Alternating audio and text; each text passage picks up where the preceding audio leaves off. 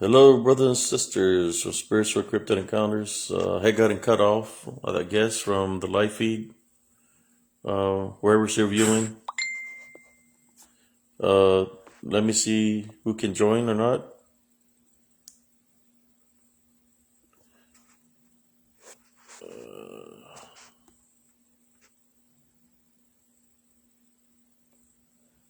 Hello, hello. Join in, join in. Let me see if I can add Primo Leonard in here.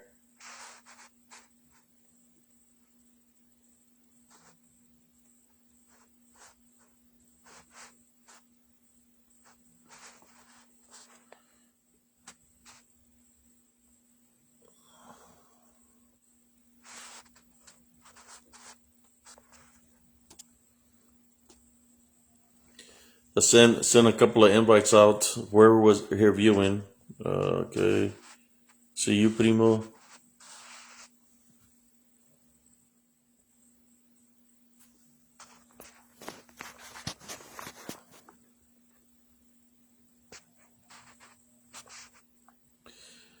How's everybody doing? Did you get the? Okay, let me try it again.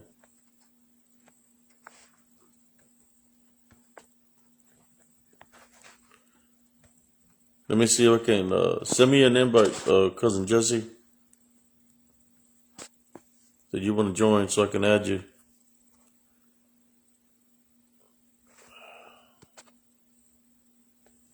I really don't know what happened. It's like it cut me off the feed.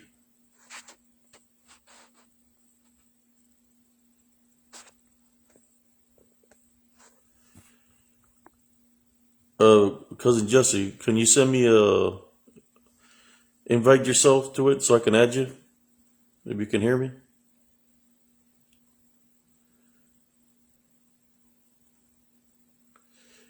I guess what happened is my cousin sent me a to add him on the friends list. Yeah, can you send another one because I don't see you that you send it to me. If not, I can just continue to say the story that I was saying. I'm waiting for my cousin Leonard to show up. He said that he was in here, and all of a sudden he was kicked. Who's here? Let's see, Primo. He said that he was watching it and that he got kicked out. So he has sent me a friend request, but I already had him on my friends list, and all of a sudden when I hit the button, I got kicked out. Yes. Let me see. Primo said, I'm gonna send you one, Primo. There you go. Now it's working.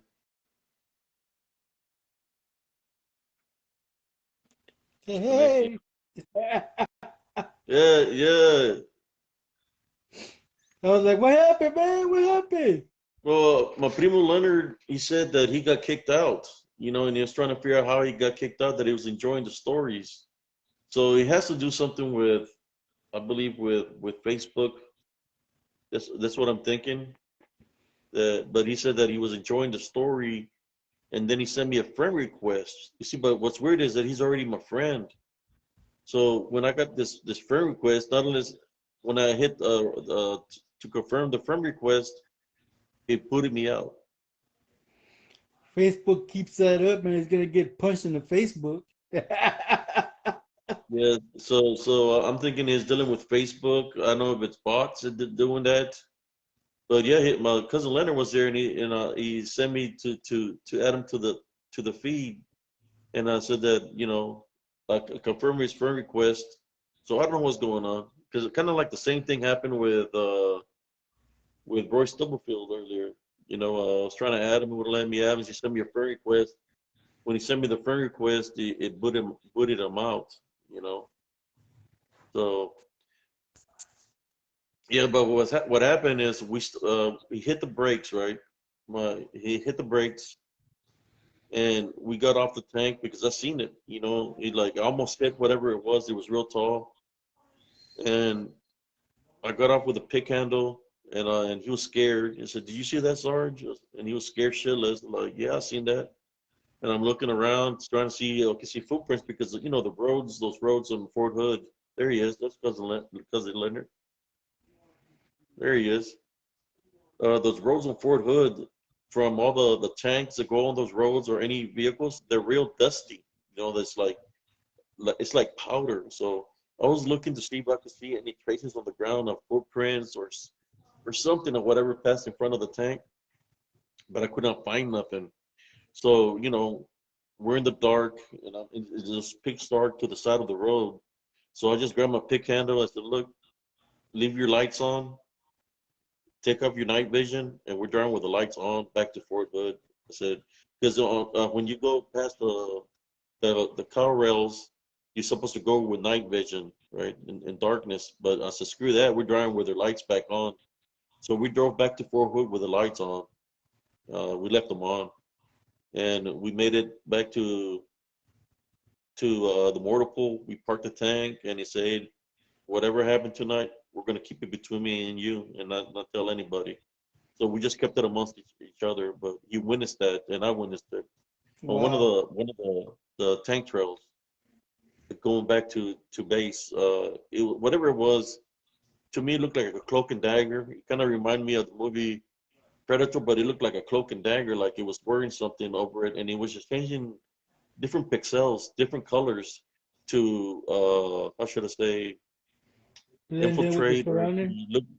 to look like the environment around it. Yeah, it was changing pixels, like different pixels, different colors to I guess camouflage itself with the environment. And that's what what it seemed like to me. It was like a camouflage that was messing up, or that something was messing up on it, that it just kept on changing different pixels. Like it couldn't keep, like a malfunction, you know. That's what it seemed like. Yeah, different colors. Yeah, and there's all kinds of activity out there. Like I said, all that area, cousin Leonard, it was native land on Fort Hood. Uh, there was a certain areas we're not allowed to go up on the ranges. There was a certain mountain range in between Trapnell and Clabber Creek that we're not allowed to go on that mountain because that mountain was all native. It was a native graveyard, so we weren't allowed to go explore there or nothing. It was Wow. native burial ground. So all of Fort Hood, Bell County area, there's a lot of native burial grounds. Some of the creeks, because there were woodlanders, they were working on some building some pipes, and then as they were digging, they found spears and they found all kinds of stuff. And they said that they traced it down. The historians traced it down to be the oldest weapons found in history. So they're thinking that this natives that lived in the area is from a long, long time ago. The weapons that they found, it's the oldest that they have found. They thought that the oldest was from California, but what they found here in Bell County is older than California. Uh, Wow. Something dealing with Wow. it. So it's very, and I'm talking about back in the indigenous days, the caveman days, old, very old weaponry like spears and arrows. There was this guy that he's got them, man. That he's got this spears and arrows that he was digging, and he showed them to me, and he's got a big collection of what he found, and they had some, what do you call those people that come and that study, they dig up the dirt, and they found all kinds of stuff, and it's all over Central Texas. Central Some Texas is one of the paleontologists. Yeah, one of the Central Texas is one of the main areas where a lot of natives used to live back in the day. But yeah, on the yes, show respect. I remember in between the billets, the billets back in the day, they were tall and they had like a square in the middle. I slept on the first floor when I used to work for S3. Every freaking night, I could hear somebody shoveling. dirt right by my window, right? And I would say, well, it's just my imagination. There, somebody shoveling. Then one night, I saw it. I saw the figure that was shoveling something by my window. And after that, it's like I moved rooms. I said, you need to get me out of here, because I was hearing it every night, and you could literally see the silhouette. And he had something that sounded like he was shoveling, settlers or whatever, from back in the days. Uh, but Fort Hood, the basis maybe could have been like a spirit of a soldier, from back in the day. But yeah, there's a lot of activity that happens in Fort Hood, in the housing areas, not just in Fort Hood, but Killeen area, the house that where I lived, there was a lot of activity. Uh, Lights would flicker all the time. You could hear a baby crying out of the chimney. My house was seen to get built out of scratch, and I was seeing a native activity. I was seeing this woman going through the barbed wire at night times. Then I found out back where I lived in the woods there was a barn, an old barn, and there was a cemetery. So a lot of this activity that was happening there was coming from the cemetery area. But yeah, there's a lot of, and I could keep on going with stories. I mean, we've been talking for a while now. Oh Uh, yeah. I can say so many stories, man. And, and what's weird is a lot of people that live in the housing area, things were happening in their homes too. My neighbor came out one day and he was smoking a cigarette, right? It's something that happened to me. Something happened to me in my house where I was having a dream, and in the dream, I could see somebody crawling through the window, and it looked like a native girl. Her eyes were wide, and looked like she had drowned. And she scratches me on the back. I wake up out of my dream, and I said, oh, it's just a dream. So I go to the kitchen to drink some water. So I go to the kitchen, and as I'm drinking water, my sister say, hey, what happened to your back? It's like, what do you mean? She said, like, you got a scratch right down your back, right down the What? center of your back. So I go to the mirror and I look at it, and I got a big old scratch, and I was like, oh shoot, I guess whatever, if it was a dream, it was something that happened for me real. It was a spiritual, something spiritual. So I left it at that, and I blessed my home and stuff like that. And next thing you know, one day I'm outside and my neighbor is smoking a cigarette. And I seen that look before, from the guy from the tower, and he's just smoking away. And it's like, I was like, what's the matter, neighbor? You okay? I got I got something to say, but I don't think you're gonna believe me. I said, what's going on? It's like, well, you know how I converted my garage into a den, a library den, where I do my work? So, yeah. So well, I went to the kitchen to make me a sandwich. When I go into the den, I see a little girl sitting in the middle of my den, and she's just sitting there in the middle of my den. And I said, how's she look? I said, well, the way her face looked, you could see the white in her eyes, and her mouth was open. And and I just like, oh, this is the same one I seen going into through my window. I said, I believe you because I seen her in my room and I had a scratch on my back. And we left it at that. But I moved. I was like, I don't want to buy this home. I gave it back to the people that built it.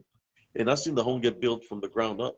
I didn't want to live in that area. It was so much paranormal activity happening. There was one day where I'm sitting in the living room, and this is in the Heather Glen area when I used to live in 5106 Acorn Creek. I was watching a movie in the living room. My sister B comes down from the upstairs, and she walks right beside me and goes to the kitchen. And she goes to, to the kitchen. I could hear where she's moving the pans around like she's gonna cook something. So I hear her. I say, "Oh shit, she's gonna cook something." And I get up and I go to the kitchen and I say, "Hey sis, what are you gonna cook?" And I just see a glass that's elevated in the air, and he just falls into the sink. I'm like, what the hell, you know? And I said, "Oh, maybe she went outside to smoke," because I had a sliding door. So I opened the sliding door and say, "Hey sis," but there's nobody back there. So I said, "What the hell?" She was just in the kitchen. So I go upstairs And I'm walking slowly because like, what the hell? I'm trying to figure out what's going on. And I knock on her door. And then I knock and I have no response. And I crack the door open and I pick my head and they say, "Hey sis." And she's like, "Hey, what's the matter?" It's like, "Well, I thought you were gonna cook something." I said, "No, I just woke up." Wow. That happened with at that house. That's why I moved from that house. But yeah, all the Fort Hood area, Central Texas, the like the national truck trails. There's a lot of activity there, man. You see, we're spiritually gifted. You know, you see them. You see, I see the native spirits or the. I heard a story from a pizza delivery guy that was delivering at the lake, and he said, "I seen him." I said, "What did you see?" I said, "I seen the skinwalker." I said, "What do you mean the skinwalker?" He passed right in front of me. I was gonna deliver a pizza, and he walked right in front of me, and he passed right in front of me, in front of my vehicle, and went into the woods. You see, there's primo. So you used to, yeah. I heard about tobacco for defense. Cousin Leonard. He said we also always saw that shit. We offered a plate of food and water as they will mess with us. He said he's right. Food hood is haunted. You see, there you go. Verification from somebody. My cousin is a army veteran also, and he served on Fort Hood. And remember, cousin, when you came to visit me, how I was all like kind of out of it, and I was telling about the spirit. I was going through the spiritual battles then also. What was happening there at the park because he came to visit me in the midst. He said because we had lost connection for a very long time, you know, and I mean when he came to visit me, I was in some real bad conditions, man. I was fighting for my life, and I was getting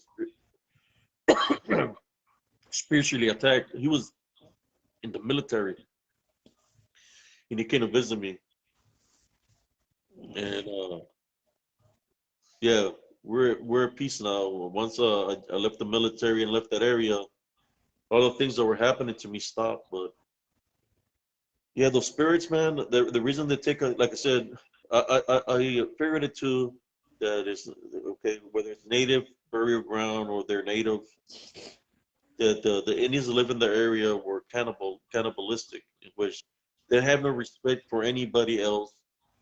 They don't care if you're what kind of native you are. They don't care if you're Hispanic. They don't care you're white. They don't care you're black. To them, that you're just a meal, Lunch. a meal, because they're cannibalistic. So the spirits that are there, whether it's Wendigos or Skinwalkers, they're there and they're causing havoc to all the people that live in the Fort Hood area, Killeen area, all through Spell County. That's why there's a lot of deaths there because you know they're causing all this activity. But if you were to bring up something like this to the people in charge of the town, they wouldn't want to do nothing. They wouldn't want to believe you.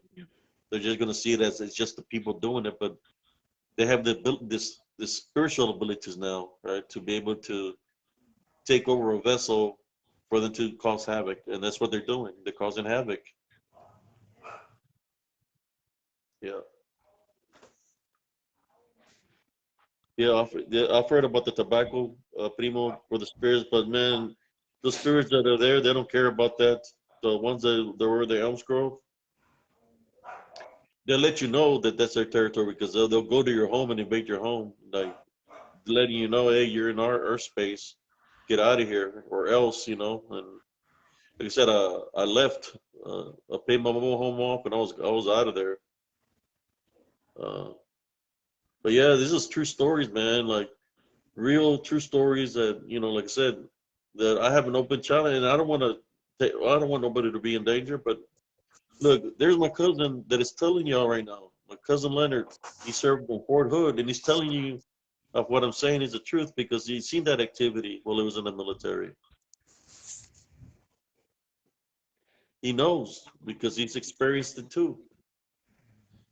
So you know, for all those doubters, uh, they want to say you know bad things about me or anybody that shares their stories. You know, there's a witness right here that he was in the military. He was stationed on Fort Hood also. You know that he's witnessing things out there on base and off of base.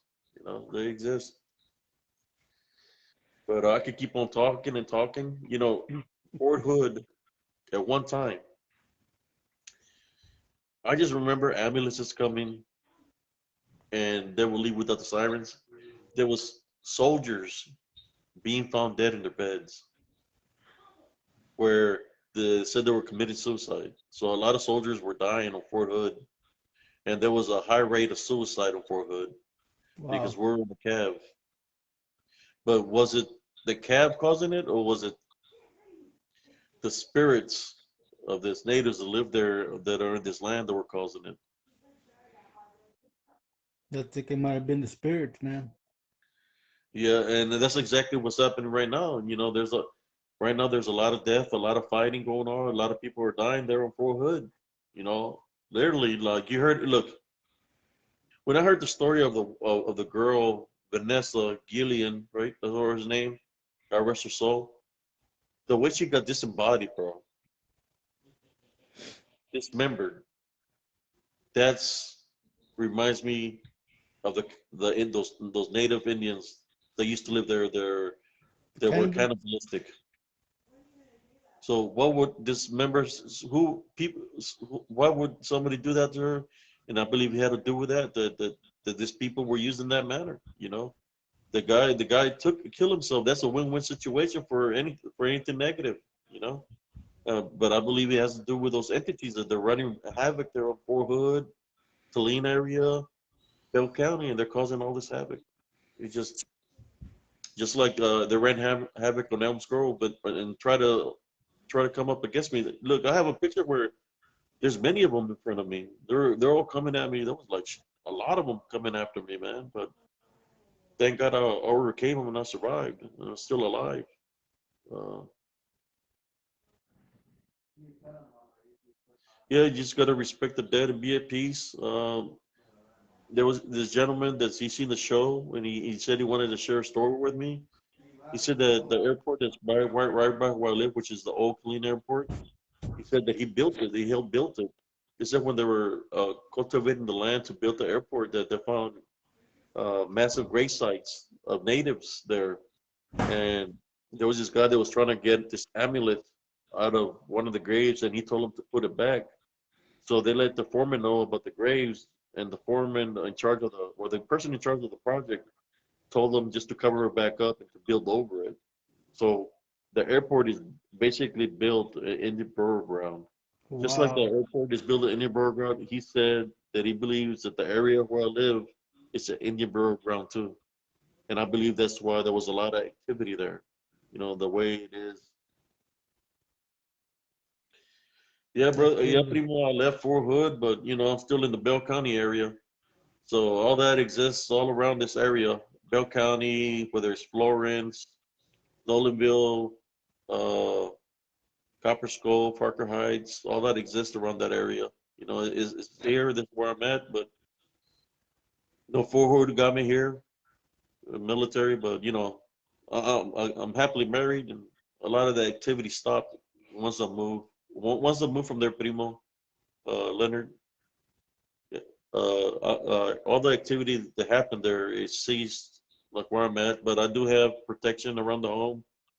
I have minerals like rose quartz, amethyst. I have citrine, smoky quartz. I have uh, all kinds of crystals as protection now that I protect myself. They protect me from any negative energies. So, everywhere I go, I carry something with me to protect me spiritually. Um, Over here, I'm going to unplug it for a little bit so I can show you all what I have. Show you my crystals real quick. Yeah, primo.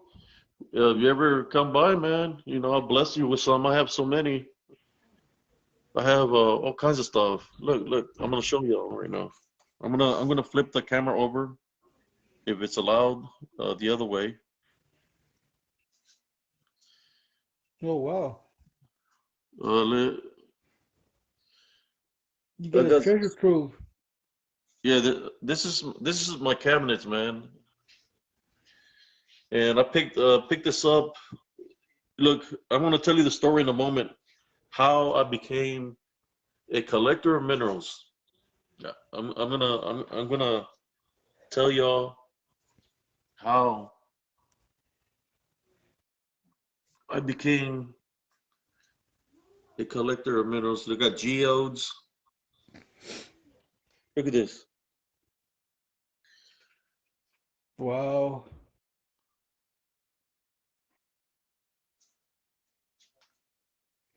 Wow, dude.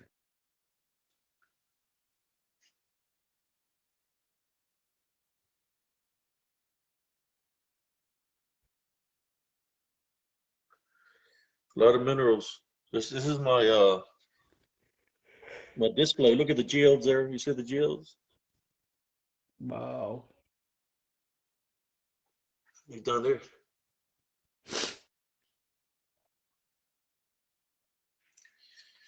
And I got some more in my room. You know what happened to me that I started collecting minerals? Is I was already collecting minerals because I went to an estate sale. After I moved from Killeen and I'm living here in Tampa, I went to an estate sale, my first estate sale, and I seen something in a tray, and it was the first thing that attracted me to it. It was an amethyst, right? So I bought the amethyst. You know, they sell them too for a good price. I didn't know nothing about minerals, so it was some little amethyst that I bought from there, right? So as about the amethyst, I remembered of a place that I went to. It's called Rich Falls, South Rich Falls, when I was younger. That I remember when I climbed the ridge, that up there there was an amethyst, but I didn't know what an amethyst was, but that's what it looked like to me. So I told my wife, I said, hey, let's go to this location. I think there's an amethyst there. I got a little toolkit. Maybe I can go get this amethyst that's on the ridge. So I go up there and I'm looking for this amethyst. I make it up the incline. It's pretty steep, and I'm looking for the amethyst. See if I see it where I seen it, many years ago, but I don't see it. Right. So as I turn around and I told her I don't think it's up here, and I'm talking to her, I feel a shove from behind me. Somebody feels like a shove. Somebody pushes me from behind. And there's no way somebody can push me from behind because the wall is behind me. The cliff is behind me. So next thing you know, I'm going downward because it's steep. So I'm going downward. It's like I'm running downward and my leg twisted some, my ankle. It felt like I'm going to break my ankle and the only thing I can do, I was trying to grab onto some branches or a tree and I couldn't grab onto it. So the only thing I could do is just drop on a flat spot. So I dropped and I bounced over boulders and everything, and I was getting hit everywhere. I was breaking blocks with my shoulders, with my arms, where the boulders were hitting me. So I came tumbling down. And when I got down there, I was all cut, bruised up, but I didn't know to what extent. And I was just trying to figure out what pushed me from behind. So after that, I had to walk like a mile back to the vehicle, and my wife and her son helped me, and we made it to the vehicle. Well, the following day, I couldn't walk. All my body was bruised up from head and toe. Went to the doctors, and they gave me some crutches. I was in crutches for about 2, 3 months. But ever since then, when that incident happened to me, I found minerals to collect minerals. Something told me It's not poo, it's me. to collect minerals. So I've been collecting minerals I'm on ever live. since then. Hey man, can I show you Yes, something? Tell me if you yes. know what this is.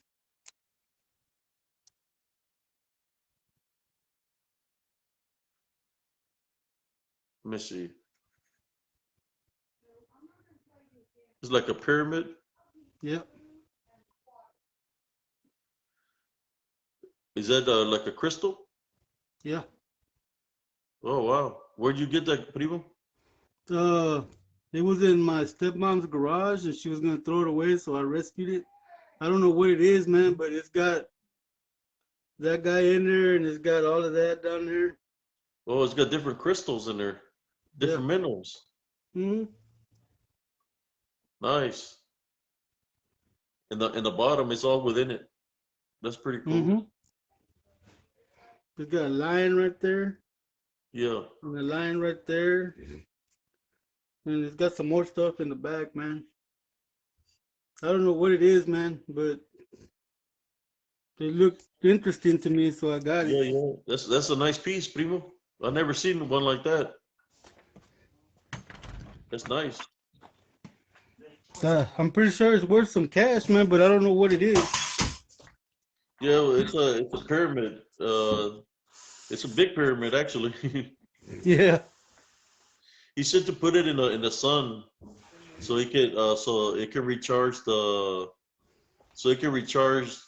minerals. Or you can put it on a selenite plate also.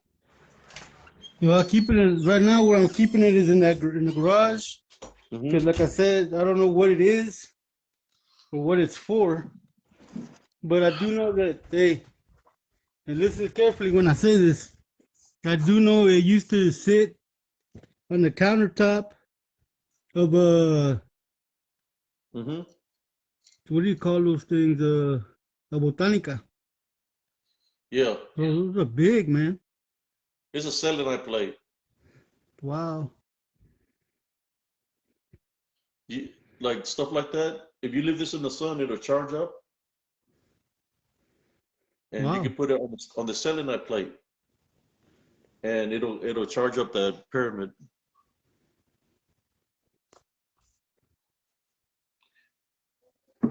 That's what selenite plates do. They recharge your minerals, your rocks.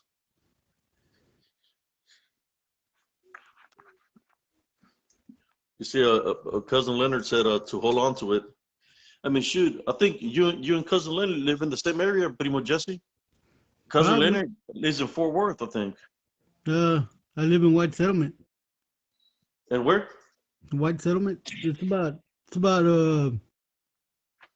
10, 5 or 10 minutes away from the north side of Fort Worth. On the other side of on one side of Lake Worth. Okay. Yeah, but yeah, Primo Leonard, you got primo. My primos are your primos, man. Yeah, you know it is. You know how it is. We family. Yeah, they live. Look, you say he lives on Holy Street. You know where that's at, primo? Yeah, it's over there by the mall, by Hewlett Mall. Yeah. Yeah, you do. Primo. Yeah. He got family. Family down there too, from Fort Worth. See, I was trying to tell everybody I got family everywhere. Like I said, man, that thing used to sit on the Oh, countertop of a I tell people botanica, man. I got cousins in Fort Worth. They're like, oh, he's probably lying. He don't know what he's Yeah, talking about. We seen what I yeah. had to deal with, Primo Jesse. Well, well, now he knows that you got cousins over here, man. Now they know. They think, oh, he's by himself. He's a veteran. He probably got PTSD. He don't know what he's talking about. I said, shit. No, you don't know what you're talking about. You know? So I think my stepmom said that's some kind of a santo or something like that, man. I don't Yeah. know. I got cousins. I even got cousins in Austin, San Antonio, everywhere. You know, we're everywhere. Yeah, you got some in Lockhart. Yeah, in Bastrop, Smith Mill, they're everywhere. We're everywhere. Mm-hmm.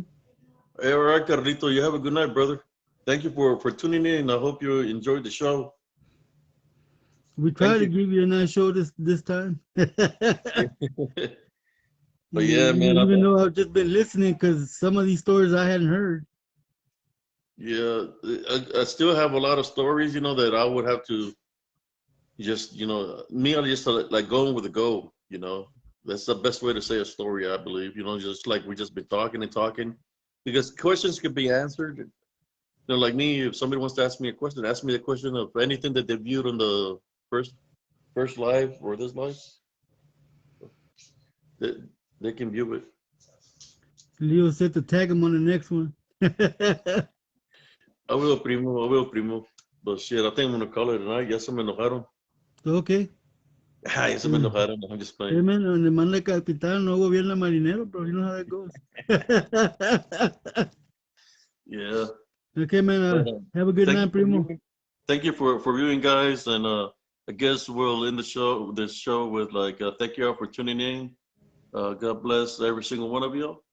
Peace out. Yeah. Y'all have a good night. Bye.